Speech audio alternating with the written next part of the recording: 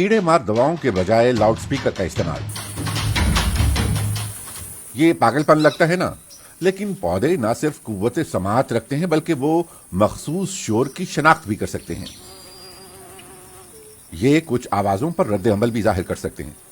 साइंसदानों ने कीड़ों के पत्ते खाने की आवाज से पैदा होने वाले इर्तिआश को रिकॉर्ड किया और इस रिकॉर्डिंग को उसी नस्ल के किसी ऐसे पौधे के करीब प्ले किया जिस पर कीड़ों का हमला नहीं हुआ था।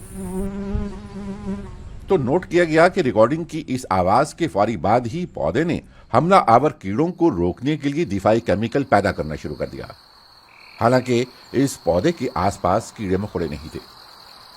दीगर मुहर्रिकात जैसा हवा या दीगर कीड़ों की आवाजों की वजह से होने वाले इर्तिआश की वजह से पौधों पर इस तरह का असर नहीं पड़ा।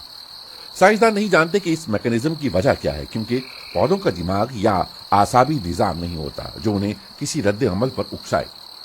लेकिन इन नताइज से कीड़े मार जहरीली दवाओं के मुतबादिल तैयार करने में मदद मिल सकती है। मुहक्किकीन का कहना है कि खेतों और पौधों के नजदीक सही आवाजें प्ले करके उन्हें कीड़ों और दीगर खतरात के बारे में खबरदार किया जा सकता है ताकि कीड़े मार जहरीले मवाद के इस्तेमाल की जरूरत ही न पड़े।